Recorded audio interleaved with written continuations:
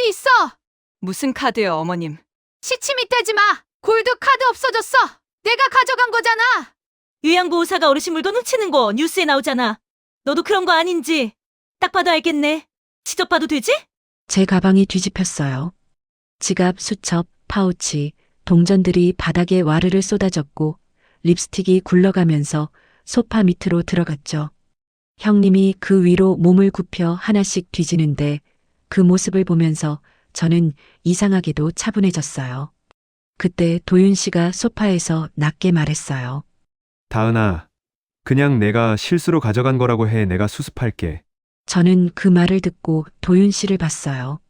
3년 동안 들어온 말 중에 제일 비겁한 말이었죠. 저는 대답하지 않았어요. 그때 현관벨이 울렸습니다. 이태성 씨가 들어왔어요. 검은 코트에 서류 봉투, 표정 하나 없는 얼굴로요. 이태성 씨가 거실 한가운데 서서 말했어요. 박금내 씨 조카 이태성입니다. 그 한마디에 거실 공기가 완전히 바뀌더라고요. 저는 그 순간 알았습니다. 오늘은 제가 쫓겨나는 날이 아니에요. 이 집이 무너지는 날이죠. 그동안 제가 어떻게 이 지옥 같은 시간을 견디며 숫자를 기록해 왔는지, 그리고 그들이 어떻게 스스로 무너졌는지 이제부터 하나씩 보여드릴게요. 이야기를 시작하기 전에 3년을 홀로 버틴 저의 마지막 싸움을 응원해 주신다면 구독과 좋아요 한 번씩만 부탁드려요. 여러분의 응원이 제가 오늘 이 이야기를 끝까지 들려드릴 수 있는 큰 힘이 됩니다. 자, 그럼 처음부터 이야기해 드릴게요. 저는 33살 방문 요양보호사 정다은입니다.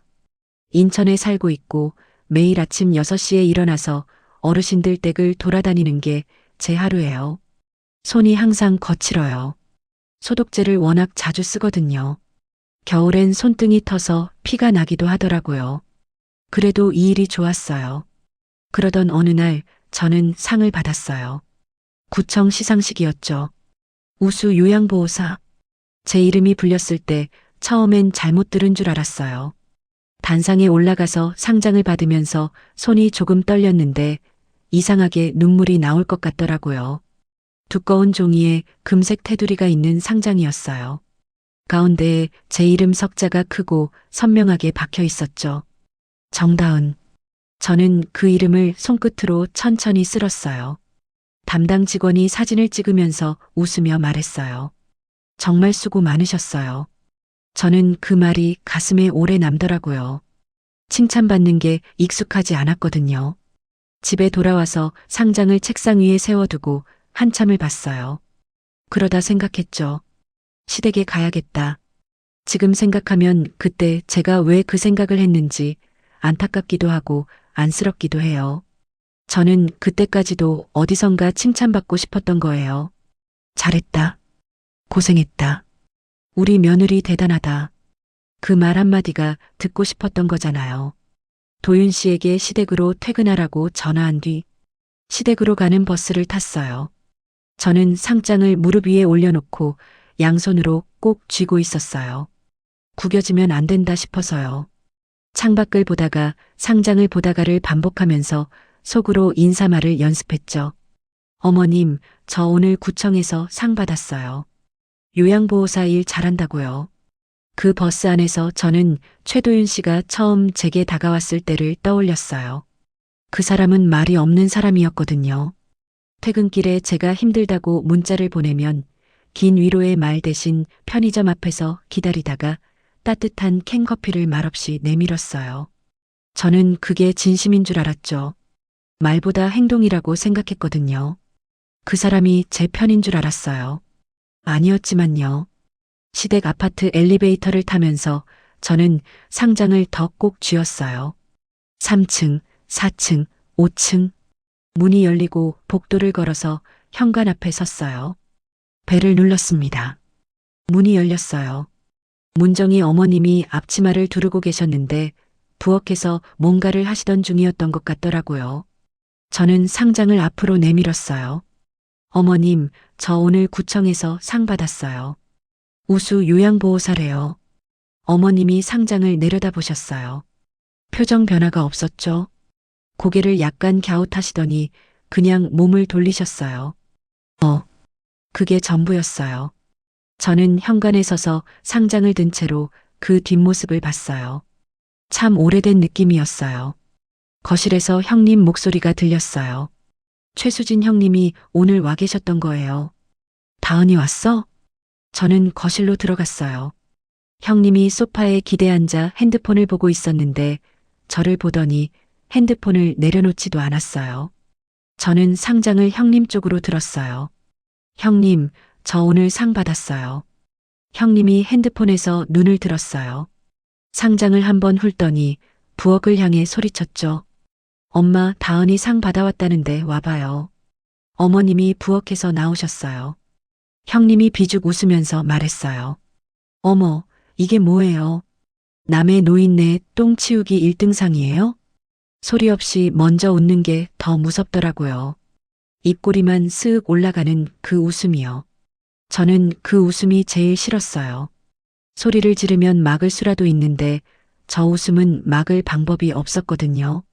어머님이 따라 웃으시면서 말씀하셨어요. 그걸 여기다 들고 오면 어떡해. 남의 집 노인네 씻겨드리는 상을 우리 집에 전시하게? 우리 집이 복지관이야? 상장이 어머님 손끝에 밀려났어요. 아예 들지도 않으시고 손가락 끝으로 툭 밀어버리셨죠. 마치 테이블 위에 있는 쓸모없는 전단지처럼요. 상장은 싱크대 식기건조대 옆 틈새로 미끄러져 들어갔어요. 구청장 명의가 찍힌 제 이름이 젖은 식기건조대 옆에 끼어 있는 걸 저는 한참 바라봤어요. 거실 창문으로 오후 햇빛이 들어오고 있었고 먼지들이 빗속에서 천천히 움직이고 있었어요. 저는 그 먼지들을 보면서 숨을 한번 골랐습니다. 그런데 그날의 진짜 일은 코트 때문이었어요. 저는 현관 옷걸이에 코트를 걸어뒀거든요. 연한 베이지색 울 코트였어요. 월급을 넉 달 모았죠. 점심은 도시락으로 때웠고 퇴근 후 카페도 안 갔어요. 그렇게 4달을 모아서 산 48만 원짜리 코트였어요. 매장에서 입어봤을 때 어깨선이 딱 맞았는데 거울을 보면서 처음으로 생각했죠. 내가 번 돈으로 산 물건이다. 그 생각이 참 좋았어요. 형님이 나가면서 현관에 서더니 제 코트를 봤어요. 이거 새로 샀어? 네. 형님이 소매를 잡아당겨 보면서 말했어요. 얼마야? 48만 원이요. 형님이 코웃음을 치더라고요. 48만 원짜리가 이래? 싸구려 티는 어떻게 못 숨기네. 이런 거 비싸다고 자랑하면 안 돼요. 아는 사람 보면 민망하다고. 저는 아무 말도 안 했어요. 형님이 코트를 옷걸이에서 걷어내렸어요. 코트가 현관 바닥에 떨어지면서 버튼 하나가 튀어서 마루 위로 굴러갔죠. 저는 그 버튼이 소파 밑에서 멈추는 걸 바라봤어요. 형님이 코트를 발로 밀더니 한쪽 끝을 집어서 대걸레 밀듯이 현관 타일 위를 쓱 끌었어요. 어머님이 나오시더니 보시고는 웃으셨어요. 아이고, 잘 닦이네. 두 분이 웃었습니다. 그 순간에 저는 이상한 걸 느꼈어요. 분노가 끓는 게 아니었거든요. 오히려 반대였어요. 머릿속이 차가워지면서 뭔가 단단한 것이 가슴 안에서 자리를 잡는 느낌이었죠. 저는 그때 처음으로 생각했어요. 감정으로는 이 집을 못 이긴다. 최도윤 씨는 소파에서 귤을 까먹고 있었어요. 엄지손가락으로 껍질을 하나씩 벗기면서 핸드폰 화면을 내려다보고 있었는데 코트가 현관 바닥을 닦는 동안 고개를 한 번도 들지 않더라고요. 그리고 말했어요. 다은아, 엄마 기분 좀 맞춰줘. 왜 매번 분위기를 이렇게 만들어? 저는 도윤 씨를 봤어요. 분위기를 만든 게 저라고요. 못 보는 게 아니었어요. 안 보기로 한 거였죠. 강한 쪽을 고른 거였어요. 저는 현관으로 가서 버튼을 주었어요. 코트는 집지 않았어요. 바닥에 두고 나왔죠. 왜냐하면 그 코트를 다시 입을 마음이 그 순간 이미 사라졌거든요. 버튼만 주머니에 넣고 현관문을 조용히 닫았습니다. 저는 도윤 씨를 두고 혼자 집으로 돌아갔어요. 버스 안에서 가로수들이 지나가는 걸 보며 수첩을 꺼냈죠. 날짜를 적고 그 아래에 썼어요. 코트 48만 원. 상장, 싱크대 및 감정은 쓰지 않았어요. 감정을 쓰기 시작하면 끝이 없을 것 같았거든요. 집에 와서 불도 안 켜고 어두워지는 방 안에 앉아 한참을 있었어요. 그리고 수첩 맨 첫 페이지를 펼쳐서 한 문장을 썼습니다. 참는 것과 준비하는 것은 다르다. 그게 시작이었어요. 저는 그날 이후로 달라진 게 하나 있었어요. 시댁에서 돌아오는 버스 안에서 반드시 수첩을 꺼낸다는 거였죠. 앉자마자 꺼냈어요. 가방 제일 앞칸에 넣어뒀거든요. 손이 바로 닿게요. 날짜를 먼저 쓰고 그 다음 있었던 일, 그 다음 금액을 적었어요. 감정 단어는 하나도 안 썼어요. 화났다, 서럽다, 억울하다. 이런 말들은 나중에 보면 숫자가 안 나오거든요. 숫자만 써야 나중에 쓸 수 있어요. 저는 그걸 그때 본능으로 알았죠. 결혼하고 첫 번째 월급날이었어요. 저는 그날 처음으로 시댁 식구들이 어떤 사람들인지 제대로 알았어요. 아침부터 도윤 씨 핸드폰이 울렸어요. 어머님이셨죠. 도윤 씨가 전화를 받으면서 거실로 나갔는데 목소리가 낮아지더라고요. 통화가 끝나고 도윤 씨가 부엌으로 들어왔어요. 다은아, 이번 달 월급 들어왔지? 저는 설거지를 하면서 대답했어요. 네, 어제 들어왔어요. 도윤 씨가 머리를 긁으면서 말했어요. 엄마가 이번 달 카드값이 좀 모자란다고 하시는데 얼마 안 돼. 30만 원만. 저는 수도꼭지를 잠그고 돌아봤어요. 30만 원이요? 응. 나중에 내가 갚을게. 지금 내 통장 상황이 좀 그래서. 저는 그 말을 들으면서 잠깐 생각했어요. 결혼하고 처음 맞는 월급날이었어요. 저는 고개를 끄덕였죠. 그게 시작이었습니다. 그 30만 원이 씨앗이었어요. 싹이 트는 데는 한 달도 안 걸렸죠. 두 번째 달에는 50만 원이었어요. 엄마가 이번에 건강검진 받으셨는데 비용이 좀 나왔대. 다은아, 이번 달만. 세 번째 달에는 70만 원이었어요. 누나가 이번 달 실적이 안 나왔나 봐. 카드값 좀 막아야 한다고. 매달 이유가 달랐지만 결론은 하나였어요. 제 통장에서 나가는 거였거든요. 제가 제일 기가 막혔던 건 도윤 씨의 말버릇이었어요. 그 사람은 항상 이렇게 말했죠. 나중에 성공하면 내가 다 갚아줄게. 나중에 성공하면 다 갚아줄게. 저는 그 말을 들을 때마다 속으로 생각했어요. 나중이 언제인지 물어본 적이 없었거든요. 그런데 어느 순간부터는 물어보지 않는 게 아니라 물어볼 필요가 없어졌어요. 왜냐하면 그 나중은 오지 않는다는 걸 알았으니까요. 결혼 첫 해 가을이었어요. 도윤 씨가 퇴근하고 늦게 들어왔어요. 술 냄새가 났죠. 저는 자다가 깼는데 도윤 씨가 부엌에서 물을 마시고 있었어요. 어디 갔다 왔어요? 응, 친구들이랑 잠깐. 다음 날 아침에 카드 문자가 왔어요. 82만 원. 강남 어딘가 술집이었어요. 저는 그 문자를 보면서 한참을 서 있었어요. 82만 원. 제가 점심 도시락 싸고 카페 안 가면서 모은 코트값이 48만 원이었잖아요. 그 코트값보다 많은 돈이 하룻밤 술값으로 나간 거였어요. 저는 도윤 씨한테 물었어요. 어젯밤에 82만 원 나온 거 맞아요? 도윤 씨가 머리를 긁으면서 대답했어요. 응, 어쩌다 보니까 내가 쏘게 됐어. 다음 달에 걔네들이 갚아줄 거야. 다음 달에요? 응. 이번 달만. 미안. 저는 아무 말도 하지 않고 수첩을 꺼냈어요. 날짜. 도윤 씨 술값 82만 원. 손이 조금 떨렸지만 숫자는 또렷하게 적었습니다. 형님은 보험 설계사셨어요. 말을 참 잘하셨어요. 목소리도 좋으시고 외모도 세련되셨죠. 처음에 저는 형님이 좀 차갑긴 해도 능력 있는 분인 줄 알았어요. 그 생각이 바뀌는데 2달도 안 걸렸죠. 결혼하고 2달째 되던 봄이었어요. 형님이 시댁에 오셨는데 저를 보자마자 거실 소파에 앉으시면서 말씀하셨어요. 올케, 나 이번 달 실적이 영 안 나오네. 저는 주방에서 나오면서 대답했어요. 아, 그래요, 형님? 응. 있잖아. 보험 하나만 대신 넣어줄 수 있어? 올케 명의로 하나 들면 내 실적에 잡히거든. 보험료는 내가 다 낼게. 저는 그때 잘 몰랐어요. 처음엔 그냥 도움 요청인 줄 알았거든요. 그래서 그러겠다고 했어요. 그런데 다음 달에 보험료가 제 통장에서 나갔어요. 형님이 내준다고 하셨는데요. 저는 형님한테 말씀드렸죠. 형님, 이번 달 보험료가 제 통장에서 빠졌어요. 형님이 대답하셨어요. 응, 미안해. 이번 달이 좀 빠듯해서 다음 달엔 꼭 넣어줄게. 다음 달도 제 통장에서 나갔어요. 그 다음 달도요. 저는 그 보험을 결국 3년 동안 제 돈으로 냈습니다. 형님한테서 제일 황당했던 건 제 물건이었어요. 형님은 시댁에 오실 때마다 제가 갖고 온 것들을 훑으셨거든요. 눈이 참 빠르셨어요. 한 번은 제가 어머님 드리려고 챙긴 고급 핸드크림이 있었어요.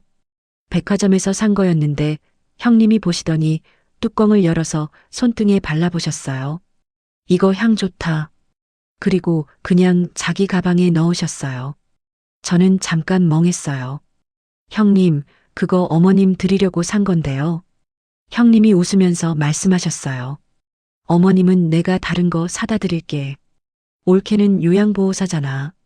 이런 거 들고 다니면 어르신들이 이상하게 볼 수도 있어. 요양보호사라서 핸드크림이 필요 없다는 거였어요. 저는 대답을 못하고 부엌으로 들어갔어요. 부엌에 서서 수도꼭지를 틀었어요. 물소리가 크게 나는 게 그 순간엔 오히려 좋았죠. 형님이 제 가방을 가져가신 날이 있어요.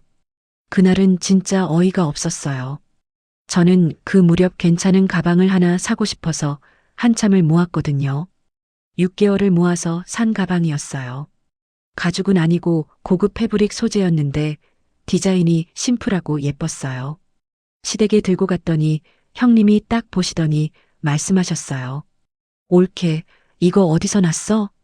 제가 샀어요. 얼마짜리야? 12만 원이요. 형님이 가방을 이리저리 살펴보시더니 말씀하셨어요. 이거 놔줘. 내일 중요한 고객 미팅이 있는데 딱이다. 저는 멍하게 형님을 봤어요. 형님, 그건 제 거예요. 형님이 웃으면서 말씀하셨어요. 올케는 요양보호사잖아. 이런 가방 들고 다니면 어르신들이 부담스러워할 수도 있어.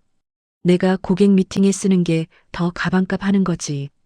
어머님이 옆에서 말씀하셨어요. 수진이가 맞아. 올케는 편한 게 낫잖아. 저는 가방을 형님한테 줬어요. 그리고 화장실로 가서 잠깐 문을 잠그고 거울을 봤어요. 내 얼굴이 거울에 있었는데 이상하게 낯설더라고요. 수첩을 꺼냈어요. 가방 12만 원. 형님. 적고 나서 수첩을 닫고 변기 뚜껑에 앉아 잠깐 눈을 감았습니다. 어머님은 이중적인 분이셨어요. 동네 사람들 앞에서는 이런 말씀을 하셨죠. 우리 며느리 덕에 호강해요. 요양보호사라 손이 크거든요. 처음에 그 말을 전해 들었을 때 저는 잠깐 뭉클했어요. 칭찬하시는 거라고 생각했거든요. 아니었죠. 어머님이 제 통장 잔고를 아셨어요. 어떻게 아셨는지는 모르겠어요.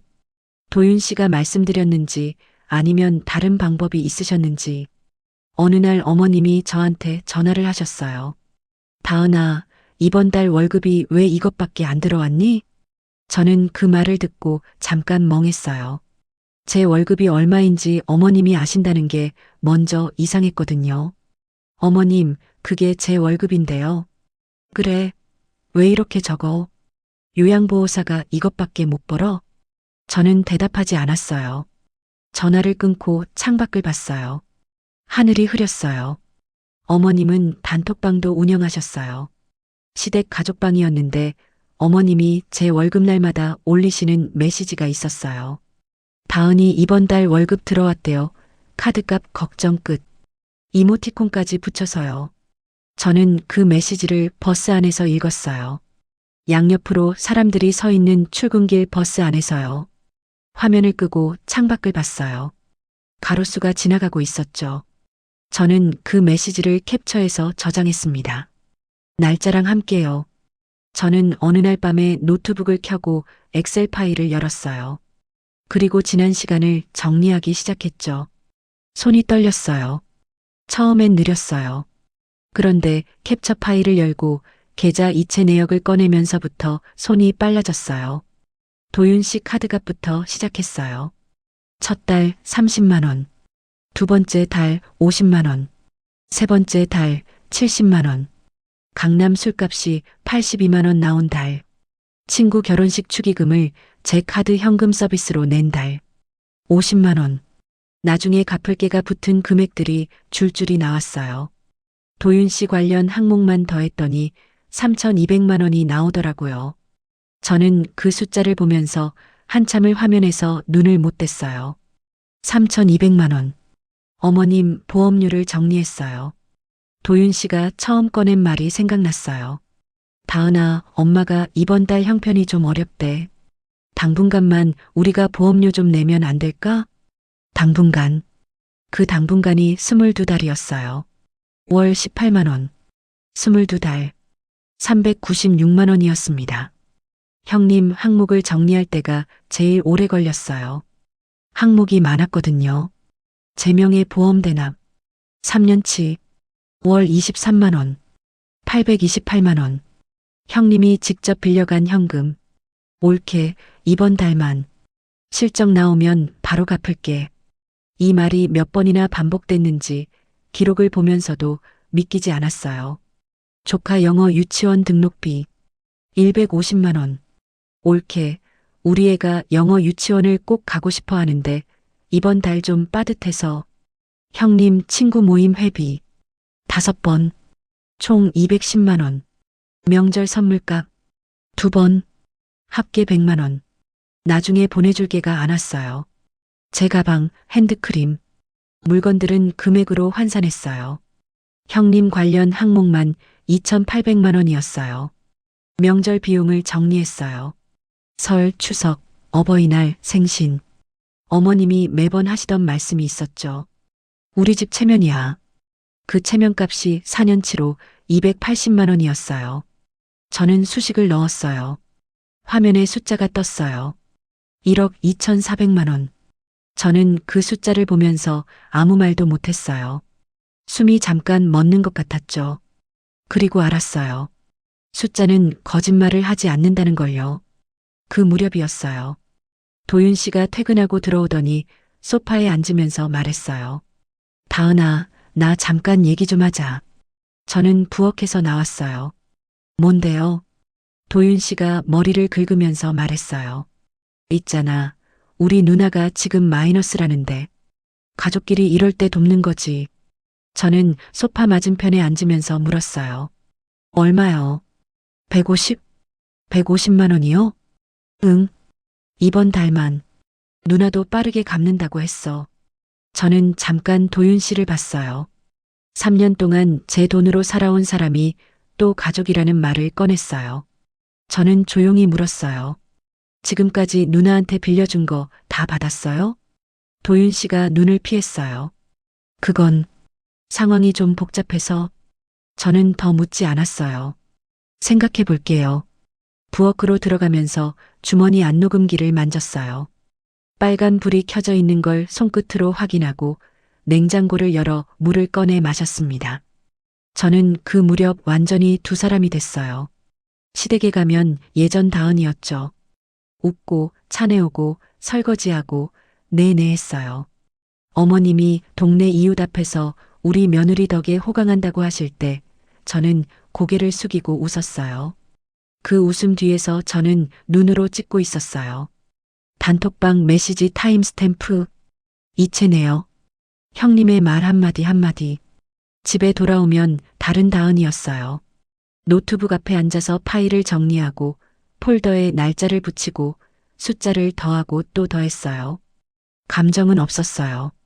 아니, 정확히는 감정을 숫자로 바꾸는 법을 배우고 있었던 거였죠. 그리고 저는 깨달았어요. 남편이 중립을 지킨다는 건 가운데에 서 있다는 게 아니에요. 언제나 강한 쪽을 택하겠다는 뜻이잖아요. 그러면 답이 나왔어요. 제가 강해지면 됩니다.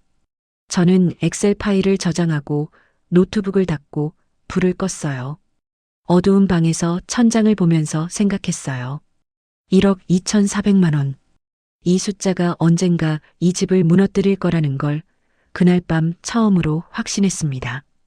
저는 박금내 어르신을 처음 만난 날을 아직도 선명하게 기억해요. 결혼하고 이듬해 봄이었죠. 사회복지사 선생님이 인계서를 넘겨주면서 낮은 목소리로 말씀하시더라고요. 까다로운 분이에요. 전 선생님이 2달 만에 그만두셨거든요. 저는 인계서를 받아들고 읽었어요. 79세, 전직 회계사, 독거, 보호자 조카 이태성. 저는 그 이름을 처음 읽었을 때 별 생각이 없었어요. 나중에 그 이름이 얼마나 중요해지는지 그때는 꿈에도 몰랐죠. 어르신 댁 초인종을 누르고 기다렸어요. 한참 있다가 문이 열렸는데 어르신이 지팡이를 짚고 저를 위아래로 훑으셨어요. 저는 웃으면서 인사했죠. 안녕하세요, 어르신. 오늘부터 담당 요양보호사 정다은이에요. 어르신은 대답 대신 몸을 돌려 안으로 들어가셨어요. 저는 따라 들어갔어요. 거실이 정갈했어요. 물건이 많지 않은데 있는 것들이 다 제자리에 있었고 소파 옆 탁자 위에 돋보기와 메모지, 볼펜이 나란히 놓여 있었죠. 어르신이 식탁 의자에 앉으시면서 말씀하셨어요. 차 한 잔 내와.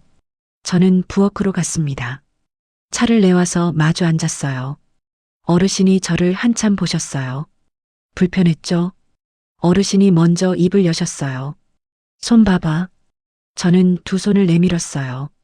어르신이 안경을 고쳐 쓰시고 제 손을 들여다보셨어요. 소독제로 갈라진 손끝, 설거지로 텄던 엄지옆살이 다 보이는 것 같아서 부끄러웠어요. 어르신이 제 손을 놓으시면서 말씀하셨어요. 일 많이 하는 손이네. 그리고 잠깐 조용히 계시다가 덧붙이셨죠. 눈이 왜 그래? 지쳐서 멍한 건지 뭔가 삼키고 있는 건지 둘 다인 것 같기도 하고. 어르신이 차를 한 모금 드시고는 말씀하셨어요. 착한 건 미덕이 아니야. 그냥 무능한 거야. 참 서늘했어요. 그 뒤로 어르신 댁에 가는 날이 기다려졌어요. 어르신은 위로하는 분이 아니었어요. 그런데 어르신 댁에 가면 제가 제정신인 것 같았어요. 어르신이 하시는 말씀이 전부 논리였거든요. 감정이 아니라 논리. 그게 저한테는 가장 단단한 위로였죠. 그러던 어느 날이었어요. 저는 어르신 댁에 도착해서 현관 비밀번호를 누르고 들어갔는데 거실이 이상했어요. 어르신이 소파에 앉아 계신데 손에 종이를 들고 계셨어요. 진료 결과지였어요. 저는 가방을 내려놓으면서 조심스럽게 물었어요. 어르신, 병원 다녀오셨어요? 어르신이 그 종이를 테이블 위에 내려놓으시면서 말씀하셨어요. 췌장암이래. 저는 그 자리에 굳어버렸어요. 말기라고 하더군. 6개월에서 1년. 저는 아무 말도 못했어요. 어르신이 저를 올려다보셨어요. 왜 그렇게 봐? 사람이 죽는 건 당연한 거야. 나는 준비할 시간이 생겼으니 오히려 다행이지. 참 담담한 목소리였어요. 눈물 한 방울 없으셨죠? 저는 부엌으로 가서 물을 끓였어요. 손이 조금 떨렸어요. 차를 2잔 내려서 테이블 위에 올려놓고 어르신 맞은편에 앉았어요. 어르신이 차를 한 모금 드시더니 말씀하셨어요. 다은아, 내가 한 가지 부탁할 게 있어. 말씀하세요, 어르신. 내 재산 정리를 내가 좀 도와줘. 조카 이태성이가 법조 일을 하거든. 걔랑 같이. 저는 잠깐 멈췄어요. 저요? 응. 내가 살아있는 동안 제대로 정리해놔야 해. 어르신이 저를 보셨어요. 그리고 하나 더. 네. 어르신이 창밖을 보시다가 말씀하셨어요. 내 사냥은 기다림이었는데 이제 시간이 얼마 없구나. 내 사냥은 내가 살아있는 동안 끝내야 해. 저는 그 말의 의미를 알았어요. 어르신이 제 3년을 다 알고 계셨던 거였죠. 그날 이후로 저는 어르신과 이야기를 많이 나눴어요. 어르신이 서랍에서 낡은 장부를 꺼내 보여주셨어요. 표지가 누렇게 바래고 모서리가 손때로 달아 있었는데 고무줄로 묶여 있었죠. 이게 내가 남편한테 속아서 날린 돈이야. 어르신이 장부를 펼치셨어요. 빼곡한 숫자들이었어요.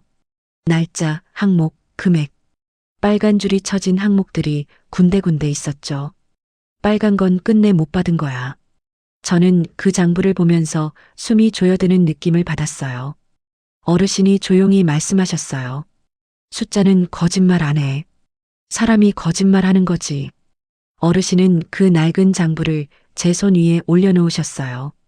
묵직했어요. 저는 두 손으로 받아서 꽉 쥐었습니다. 그리고 어르신이 말씀하셨어요. 다은아, 내 카드 설정 좀 도와줘. 저는 어르신 스마트폰을 받아들었어요. 어떻게 해드릴까요? 어르신이 말씀하셨어요. 카드 알림을 이중으로 설정해. 내 번호랑 내 번호 둘 다로. 저는 잠깐 어르신을 봤어요. 어르신이 말씀하셨어요. 내가 눈이 침침해서 문자 보기가 힘드니까. 그 말이 표면적인 이유라는 걸 저는 알았어요. 저는 설정을 바꿨어요. 그날부터 어르신 카드에 결제가 생기면 제 폰에도 동시에 알림이 오게 됐습니다. 며칠 뒤였어요. 어르신이 저한테 전화를 하셨어요. 다은아, 오늘 낮에 도윤이 누나라는 사람이 왔다 갔어. 저는 손을 멈췄어요. 처음엔 안 열어줬는데 다은이 형님이라고 하더라고. 형님이 제 이름을 쓴 거였어요. 저는 어르신한테 물었어요. 어르신, 안으로 들이셨어요? 어르신이 말씀하셨어요. 응. 보험금 청구용 서류 찾는다고 안방에까지 들어갔어. 저는 눈을 감았어요. 어르신이 덧붙이셨어요. 카드 서랍 쪽으로 가더군. 저는 알았어요. 형님이 어르신 주소를 어떻게 알았는지도요. 몇 달 전에 형님이 시댁에서 제 가방을 뒤진 적이 있었어요. 올케 가방이 무겁다면서요. 그때 안에 있던 담당 어르신 주소가 적힌 서류를 본 거였어요. 저는 전화를 끊고 창밖을 한참 봤습니다. 다음 날 어르신 댁에 갔어요. 어르신이 기다리고 계셨어요. 저는 앉자마자 조심스럽게 말씀드렸어요. 어르신, 혹시 골드카드 확인해 보셨어요? 어르신이 천천히 일어나 안방으로 들어가셨어요. 서랍을 여는 소리가 났어요. 잠깐의 침묵. 그리고 어르신이 나오셨어요. 지팡이를 짚고 표정 하나 바꾸지 않으신 채로요. 없네. 저는 숨을 한번 골랐어요. 어르신이 다시 의자에 앉으시면서 말씀하셨어요. 쥐새끼가 치즈를 물었으니 이제 쥐덫을 놓아야지. 참 서늘한 말씀이었어요. 저는 수첩을 꺼냈습니다. 그리고 저는 어르신께 여쭤봤어요. 어르신, 혹시 일부러 집 안으로 들이셨어요? 어르신이 차를 한 모금 드시더니 말씀하셨어요. 마침 심심했거든. 그 말 끝에 아주 작게 웃으셨어요. 저는 그 웃음을 봤어요. 어르신의 마침이 의도됐다는 걸 저는 알았어요. 쥐가 치즈를 물러올 것을 미리 아셨던 거였죠. 이태성 씨를 처음 만난 것도 그 무렵이었어요. 어르신이 연락처를 주시면서 말씀하셨어요. 한번 만나봐. 내가 얘기해뒀어. 저는 문자를 보냈어요. 박금내 어르신 담당 요양보호사 정다은입니다. 드릴 말씀이 있는데 시간 되실까요? 답장이 왔어요. 내일 오후 2시 어떠세요? 짧고 군더더기가 없었어요. 어르신을 닮은 사람이라는 걸 그 두 줄짜리 문자에서 알았죠. 카페에 먼저 가서 기다렸어요. 이태성 씨가 들어왔어요. 30대 후반쯤으로 보였는데 말끔한 차림이었지만 화려하지 않았어요. 자리에 앉자마자 말했어요. 이모한테 들었어요. 카드 얘기요. 저는 파일을 꺼냈어요. 이태성 씨가 한 장씩 넘겼어요. 표정이 없었어요. 다 보고 나서 잠깐 조용했어요. 그리고 물었어요. 왜 이모 편을 들어줬어요? 본인 일도 아닌데. 저는 잠깐 생각하다가 말했어요. 어르신이 저한테 많은 걸 가르쳐 주셨거든요. 그냥 넘어가면 안 될 것 같았어요. 이태성 씨가 고개를 끄덕이더니 말했어요. 도와드릴게요. 이모한테 진 빚이 있거든요. 그 말이 짧았는데 진심이라는 게 느껴졌어요. 이태성 씨가 덧붙였어요. 준비 다 되시면 연락 주세요. 저는 그때 맞춰서 가면 됩니다. 저는 카페를 나오면서 처음으로 등이 가벼워지는 걸 느꼈어요. 혼자가 아니라는 게 이런 거구나 싶었죠. 그리고 그날이 왔어요. 어르신이 전화를 주셨어요. 다은아, 내일 내가 오전에 병원 갔다 올 거야. 혼자 다녀올 수 있으니까 오지 않아도 돼. 저는 그 말의 뜻을 알았어요. 다음 날 아침, 저는 형님 아파트 단지 입구 쪽 골목에 차를 세웠어요. 커피 한 잔을 놔두고 핸드폰을 손에 쥐고 기다렸어요. 오전 11시 20분쯤이었어요. 형님 차가 단지 밖으로 나왔어요. 저는 사이드 미러로 봤어요. 혼자 웃고 있었어요. 저는 그 표정을 봤어요. 승리한 사람의 얼굴이었죠. 제 차 옆을 지나쳤어요. 형님은 저를 못 봤어요. 선글라스를 쓰고 창문을 내리고 바람을 맞으면서 나갔어요. 형님 차가 단지를 완전히 벗어났어요. 그리고 얼마 후 핸드폰이 울렸어요. 카드사 이중 보안 알림이었어요. 롯데백화점 인근 매장. 18만 원. 저는 그 알림을 보면서 숨을 천천히 내쉬었어요. 단지를 벗어나자마자 첫 번째 결제를 한 거였어요. 저는 캡처했어요. 증거 1번. 그리고 속으로 말했어요. 형님, 그 카드는 형님의 행운이 아니에요. 형님의 인생을 끝낼 단두대예요. 차갑게 웃음이 나왔어요. 이상하게도 무섭지 않았어요. 저는 핸드폰을 들었어요. 이태성 씨한테 전화를 걸었어요. 신호가 2번 가고 이태성 씨가 받았어요. 여보세요. 저는 조용히 말했어요. 물었습니다. 이제 법대로 집행하시죠. 이태성 씨가 잠깐 조용했어요. 그리고 대답했습니다. 알겠습니다. 저는 전화를 끊고 엑셀 파일을 열었어요. 새 탭을 만들었어요. 이름을 붙였어요. 카드 도용 증거 목록. 첫 줄을 채웠어요. 증거 1번. 날짜. 롯데백화점 인근 매장. 18만 원. 캡처 파일 저장 완료. 손이 떨리지 않았어요. 오히려 차가워졌죠. 사냥이 시작됐습니다. 저는 그 주가 지나도록 숨을 죽이고 기다렸어요. 형님이 카드를 가져간 건 확실했어요. 증거 1번 파일에 첫 줄이 채워졌고 이태성 씨도 알고 있었죠. 그런데 이상한 일이 생겼어요. 며칠 뒤부터 알림 패턴이 바뀌더라고요. 처음엔 형님 동선이 찍히는 곳에서 결제가 됐어요. 형님이 자주 가는 강남 쪽 미용실, 형님 고객 미팅이 있는 여의도 근처 식당. 그런데 어느 날부터 결제 장소가 달라졌어요. 인천 시댁 근처 백화점, 인천 노인정 인근 한정식집, 인천 재래시장 안정육점. 저는 그 주소들을 보면서 바로 알았어요. 골드카드가 손을 바꿨다는 걸요. 참 서늘했어요. 도윤 씨 말로는 형님이 카드를 가져가고 사흘 뒤에 시댁에 들렀다고 했어요. 그날 저녁에 도윤 씨가 무심하게 말했어요. 오늘 누나 왔다 갔어. 엄마 선물 뭔가 드리고 갔더라고. 저는 밥을 먹다가 숟가락을 내려놓지 않았어요. 표정도 바꾸지 않았어요. 그래요? 뭘 드렸대요? 글쎄, 카드 같은 거 드린 것 같던데. 엄마 엄청 좋아하시던데. 저는 그 순간 형님이 뭘 했는지 정확히 알았습니다. 골드카드를 훔쳐놓고 직접 쓰다 걸리면 본인이 곤란해질 것을 대비한 거예요. 그래서 어머님한테 넘긴 거예요. 나중에 카드 주인이 나타나면 제가 쓴 게 아니에요. 어머님한테 드린 거예요. 어머님이 쓴 걸로 만드는 거였죠. 그러면 어머님이 전면에 나서게 되고 형님은 뒤에 숨을 수 있는 거였어요. 진짜 무서운 계산이었어요. 어머님한테 카드를 드리면서 형님이 뭐라고 했는지는 나중에 어머님이 이웃분들한테 자랑하시는 걸 듣고 알았어요. 우리 딸이 VIP 고객한테 받은 골드카드예요. 회장님들이나 쓰는 한도 없는 카드래요. 한도 무제한이라지 뭐예요. 다은이한테는 절대 말하지 말라고 하던데 요양보호사가 이런 거 보면 눈이 뒤집어질 테니까요. 어머님이 그 말을 이웃 앞에서 하셨다고 아랫집 사시는 분이 나중에 제한테 전해줬어요. 저는 그 말을 들으면서 핸드폰을 꺼내 엑셀 파일을 열었어요. 증거 목록 탭에 새 항목을 추가했어요. 어머님 발언, 날짜, 목격자. 손이 전혀 떨리지 않았습니다. 그날부터 어머님의 카드 사용이 시작됐어요. 저는 그걸 실시간으로 알고 있었죠. 첫 번째 알림이 온 건 다음날 오전이었어요. 인천 롯데백화점 280만 원.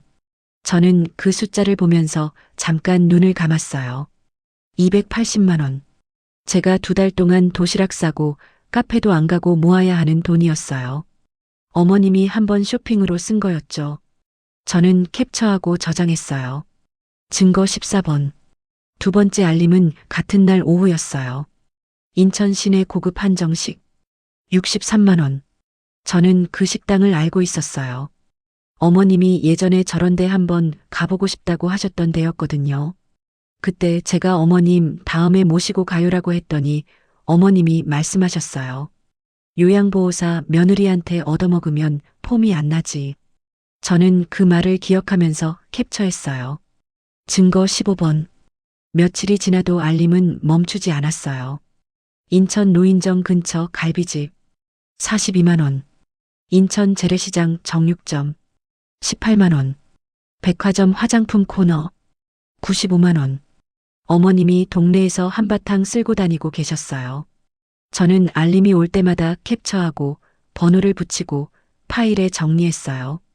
증거 16번, 증거 17번, 증거 18번. 숫자가 쌓여갔어요.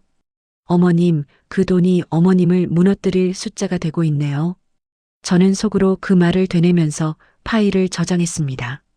어머님이 노인정에서 하신 말씀을 전해 들은 건 그 주 목요일이었어요. 어르신 댁 아랫집 사시는 분이 저한테 전화를 주셨거든요. 그분도 같은 노인정을 다니셨거든요.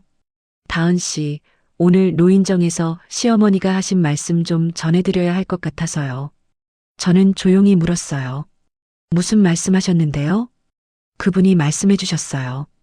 어머님이 노인정에서 새 핸드백을 꺼내 보여주시면서 말씀하셨다고요. 우리 딸이 사줬어요. 요즘은 이런 게 있어요. 무한카드라고. 긁으면 다 돼요. 그리고 이렇게 말씀하셨다고요. 우리 딸은 이 정도는 해줘요.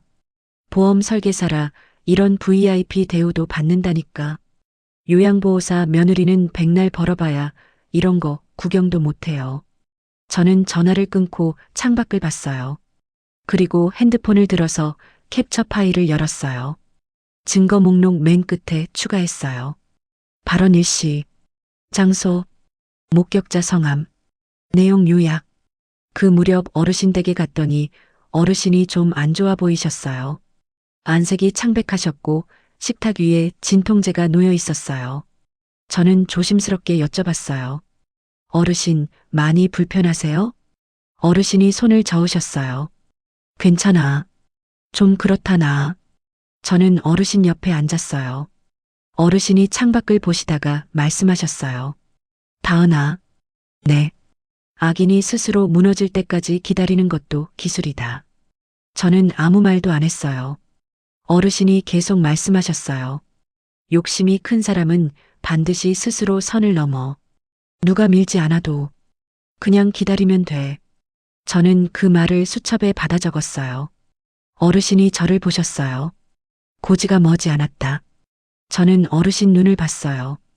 통증을 참고 계신 눈이었어요. 그런데 흔들리지 않았어요. 저는 고개를 끄덕이고 어르신 손을 잠깐 잡았다가 놓았습니다. 증거 20번이 넘어가던 날이었어요. 어머님한테서 전화가 왔어요. 저는 버스 안이었어요. 전화를 받았어요. 다은아. 네, 어머님. 어머님 목소리가 이상했어요. 평소보다 날이 서 있었죠. 너 요즘 어르신 댁에서 뭐 빼돌리는 거 없니? 저는 창밖을 봤어요. 가로수가 지나가고 있었어요. 무슨 말씀이세요, 어머님? 요양보호사들이 어르신 물건 훔치는 거 뉴스에 많이 나오잖아. 우리 집안 꼴이 이게 뭐야? 남들이 뭐라고 하겠어. 저는 잠깐 조용히 있었어요. 저 그런 거 안 해요, 어머님. 어른이 물어보면 깔끔하게 대답해야지. 왜 꿀먹은 벙어리처럼 굴어? 저는 그 순간 자동통화 녹음이 되고 있는지 확인했어요. 그리고 조용히 말했어요. 어머님, 저 정말 그런 거 한 적 없어요. 어르신 물건에 손 댄 적 없어요. 어머님이 말씀하셨어요. 그래, 그럼 됐고. 이번 달 생활비는 제때 들어오겠지? 저는 전화를 끊었어요. 버스 창밖을 봤어요. 어머님이 방금 뭘 하셨는지 알겠죠? 남의 카드로 280만 원 핸드백을 사신 분이 저한테 도둑 얘기를 하신 거예요. 저는 핸드폰을 꺼내 엑셀 파일을 열었어요. 새 탭을 만들었어요. 이름을 붙였어요. 적반하장 발언 목록. 첫 줄을 채웠어요. 날짜. 전화통화. 다은에게 절도 의혹 제기. 녹음 파일 저장 완료. 저는 파일을 저장하고 핸드폰을 가방에 넣었어요. 그리고 창밖을 봤어요. 버스가 달리고 있었어요. 저도 달리고 있었죠. 폭풍이 오기 전에 고요함이 바로 이런 거구나 싶었어요. 참 조용했습니다. 저는 그날 아침 시댁에서 전화가 오리라는 걸 알고 있었어요. 며칠 전부터 어머님 목소리가 달라지고 있었거든요. 뭔가 준비하는 사람의 목소리였죠. 그리고 그날 아침 10시 어머님한테서 전화가 왔어요. 다은아, 오늘 잠깐 와라. 할 말이 있어. 저는 조용히 대답했어요. 네, 어머님. 오후에 갈게요. 전화를 끊고 가방을 열었어요. USB가 있었어요. 이태성 씨와 정리한 서류 봉투가 있었어요. 핸드폰 미러링 케이블이 있었어요. 그리고 이혼 서류가 있었죠. 시댁 현관문을 열었을 때 저는 직감했어요. 공기가 달랐거든요. 거실에 사람이 많았어요. 어머님 또래 여성분들 4명이 소파와 의자에 앉아 계셨어요. 저는 나중에 알았지만 그분들은 이 동네 부녀회장과 오래된 이웃들이셨어요. 어머님이 직접 불러 모으신 거였죠. 현관에 형님이 팔짱을 낀 채 미심쩍은 미소를 짓고 서 있었어요. 허리를 숙여 신발을 벗을 때 형님이 제 가방을 툭 치고 소파로 걸어갔어요. 도윤 씨는 TV 앞에 서서 저를 보다가 눈을 피했어요. 어머님이 저를 보시더니 말씀하셨어요. 왔어. 어서 들어와. 웃고 계셨어요. 그 웃음이 참 이상했어요. 저는 가방을 내려놓지 않은 채로 거실에 섰어요. 어머님이 이웃분들을 돌아보시면서 말씀하셨어요. 제가 여러분 오시라고 한 게 다 이유가 있어요. 우리 며느리가 요양보호사거든요. 그 어르신 댁에서 물건 빼돌리는 게 한두 번이 아니라는 거 제가 증거를 잡았어요. 이웃분들이 저를 봤어요. 저는 그 시선들을 받으면서 아무 표정도 짓지 않았어요. 어머님이 저한테 손을 내미셨어요. 가방 내놔봐. 저는 잠깐 어머님을 봤어요. 그리고 가방을 내밀었어요. 어머님이 가방을 받아서 열었어요. 손을 집어넣어서 뒤지기 시작하셨어요. 지갑을 꺼내셨어요. 수첩을 꺼내셨어요. 파우치를 꺼내셨어요. 그리고 어머님 손이 멈췄어요. 뭔가를 꺼내 드셨어요. 골드 카드였어요. 어머님이 그 카드를 높이 들어 이웃분들한테 보여주시면서 소리치셨어요. 봐요, 봐. 이게 그 어르신 카드야. 내 며느리가 치매 노인네 카드 훔친 거라고. 이웃분들이 술렁였어요. 그때 형님이 일어나더니 눈물을 닦는 척하면서 말했어요. 제가 봤어요. 제가 어르신 댁에 인사 갔다가 봤는데 올케가 어르신 치매인 거 이용해서 카드 가져가는 거 제가 직접 목격했거든요. 제가 어떻게 올케를 의심하겠어요. 가족인데. 근데 이건 아닌 것 같아서. 형님이 손으로 눈을 가렸어요. 거짓 눈물이었어요. 저는 그 연기를 보면서 속으로 생각했어요. 다 됐구나. 이웃 중 한 분이 저를 보시면서 말씀하셨어요. 아니, 젊은 사람이 어떻게 그런 짓을. 어머님이 거들었어요. 얘 좀 봐. 도둑질하고도 얼굴 하나 안 변하는 것 좀 봐. 뻔뻔해도 이렇게 뻔뻔할 수가 없어. 저는 그때 리모컨을 들었어요. TV가 켜졌어요. 저는 핸드폰 미러링 케이블을 TV에 꽂았어요. 핸드폰 화면이 거실 TV에 그대로 떴어요. 어머님이 소리치려다 멈추셨어요. 형님 얼굴이 굳었어요. 저는 조용히 말했어요. 어머님 맞아요. 그 카드 제 가방에 있었어요. 거실이 조용해졌어요. 저는 계속했어요. 근데 이상하죠? 방금 어머님이 제 가방에서 카드를 꺼내셨는데 저는 그 카드를 가방에 넣은 적이 없거든요. 형님이 뭔가 말하려 했어요. 저는 형님을 봤어요. 형님, 조금 전에 제가 현관에서 들어올 때 형님이 제 가방에 카드를 넣으셨죠. 이웃분들은 어머님만 보고 계셔서 못 보셨을 거예요. 근데 저는 봤어요. 형님 입이 열렸다가 닫혔어요. 저는 핸드폰 화면을 넘겼어요. 카드사 이중 보안 알림 캡처본이 화면 가득 떴어요. 날짜별로 정렬된 결제 내역이었어요. 저는 말했어요.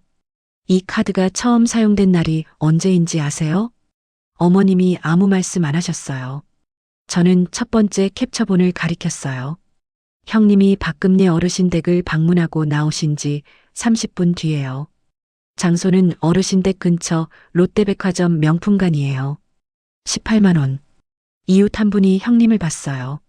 저는 화면을 다음으로 넘겼어요. 그리고 며칠 뒤부터 결제 장소가 바뀌어요. 인천 시내.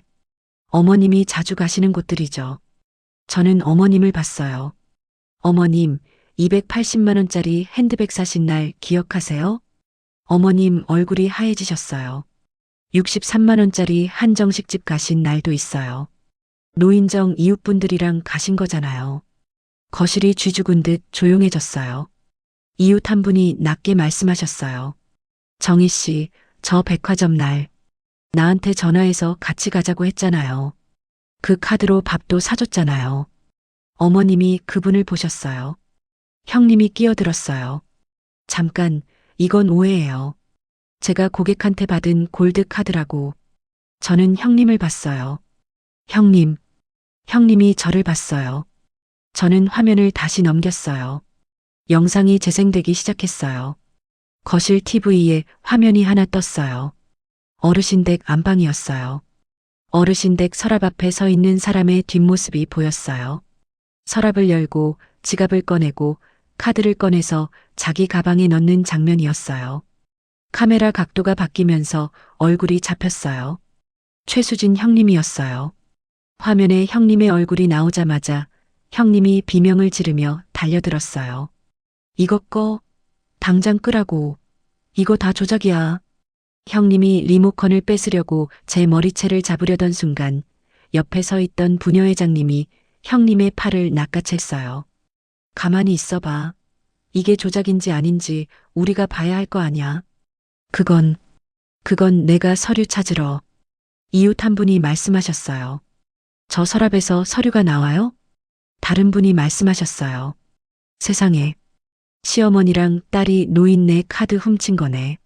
세 번째 분이 어머님을 보셨어요. 정희 씨, 며느리 도둑이라고 나 불러놓더니 이게 뭐야? 어머님이 소파에 주저앉으셨어요. 그때 현관벨이 울렸어요. 도윤 씨가 문을 열었어요.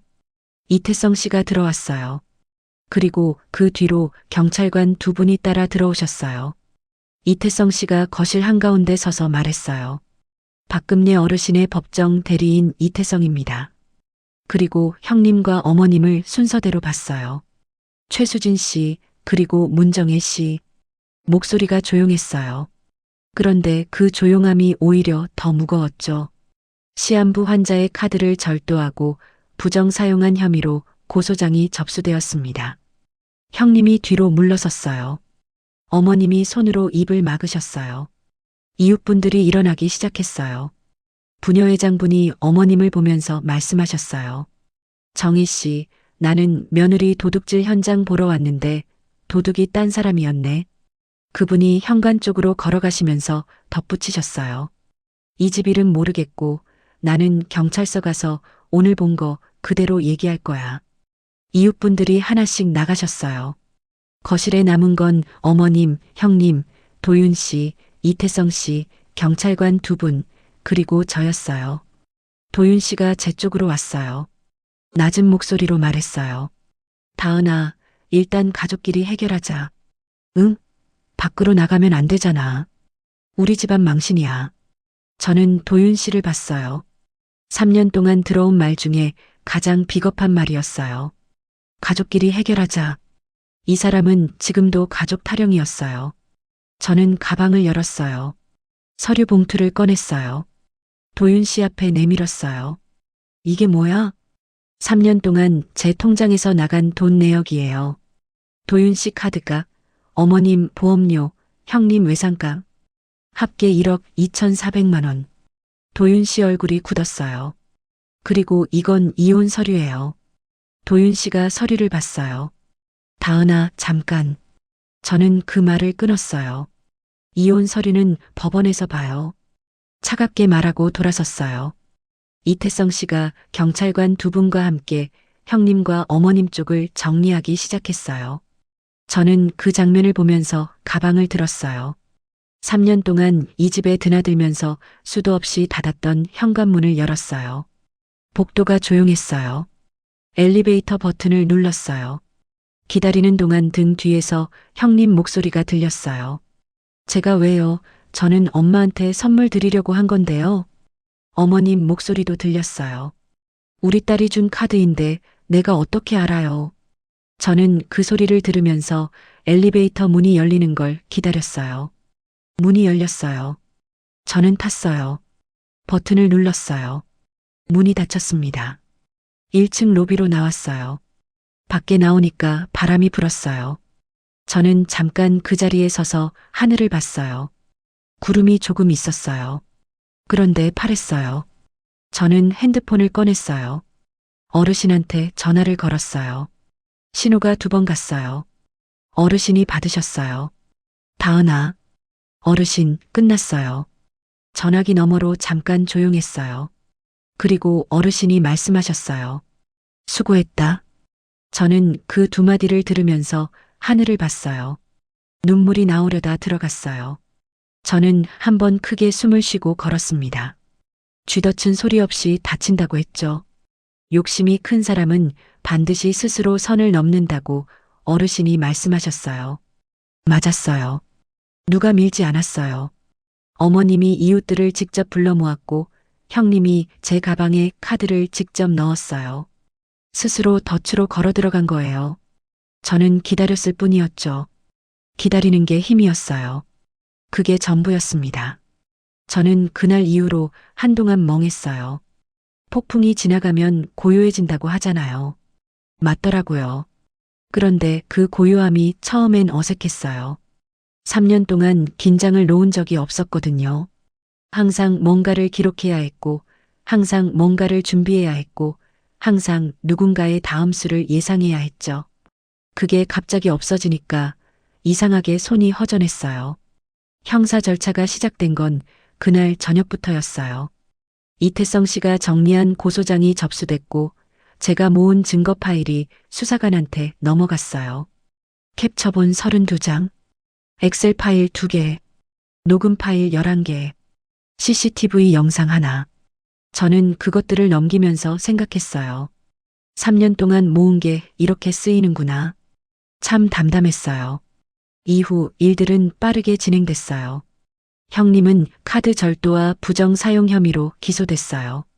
이태성 씨가 말해줬는데 형님이 처음엔 어머님이 주신 카드라고 버텼다고 하더라고요.